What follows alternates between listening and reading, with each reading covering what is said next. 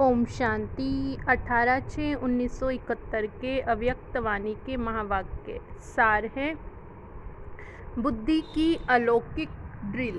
आवाज से परे रहना अच्छा लगता है व आवाज में रहना अच्छा लगता है। असली देश व असली स्वरूप में आवाज है। जब अपनी असली स्थिति में स्थित हो जाते हो तो आवाज से परे स्थिति अच्छी लगती है ना।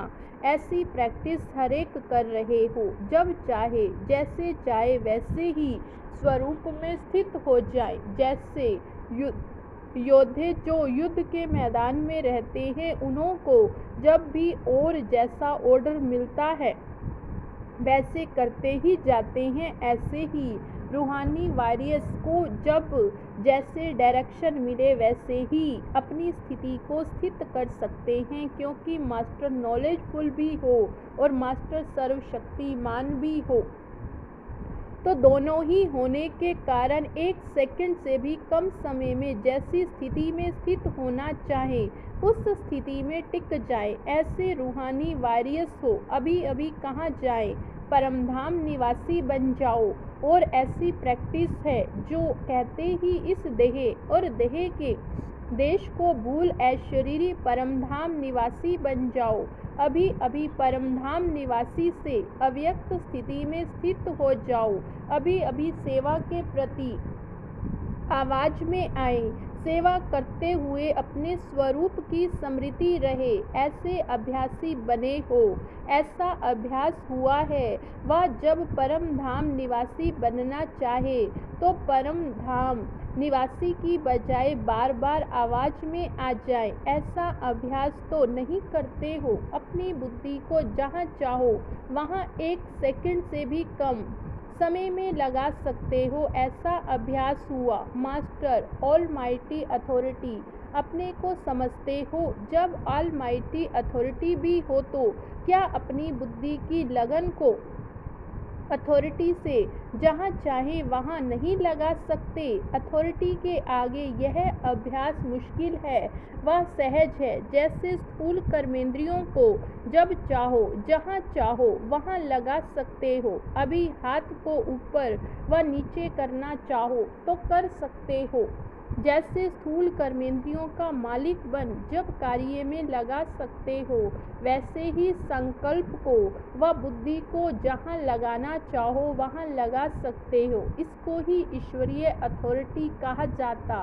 बुद्धि की लगन भी ऐसी सहज, जहाँ चाहो वहाँ लगा सकते हो। जैसे स्थूल हाथ पाँव को बिल्कुल सहज रीति जहाँ चाहो वहाँ चलाते हैं, कर्म में लगाते हैं। ऐसे अभ्यासी को ही मास्टर सर्वशक्तिमान व मास्टर नॉलेजफुल कहा जाता है। अगर यह अभ्यासी नहीं है तो मास्टर सर्वशक्तिमान व नॉलेजफुल नहीं कह सकते।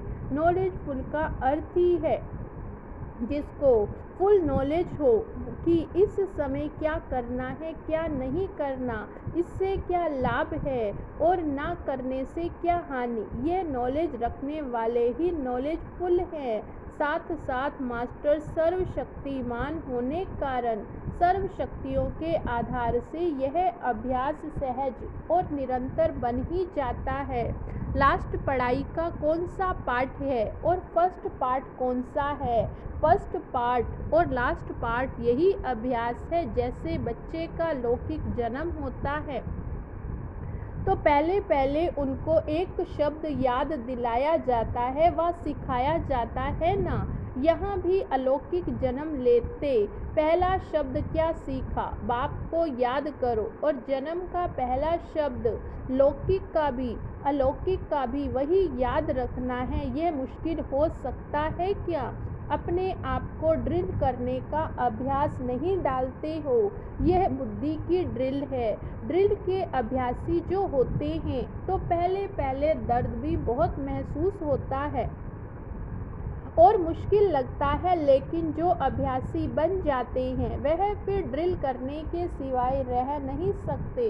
तो यह भी बुद्धि की ड्रिल करने का अभ्यास कम होने के कारण पहले मुश्किल लगता, फिर माथा भारी रहने का वह कोई न कोई विघ्न सामने बन आने का अनुभव होता रहता। ऐसे अभ्यासी बनना ही है। इसके सिवाय राज्य भाग्य की प्राप्ति होना मुश्किल है। जिन्हों को यह अभ्यास मुश्किल लगता है तो प्राप्ति भी मुश्किल है। इसलिए इस मुख्य अभ्यास को सहज और निरंतर बनाओ। ऐसे अभ्यासी अनेक आत्माओं को साक्षात्कार कराने वाले साक्षात बाप दादा दिखाई दे। जैसे वाणी में आना कितना सहज है, वैसे यह वाणी से परे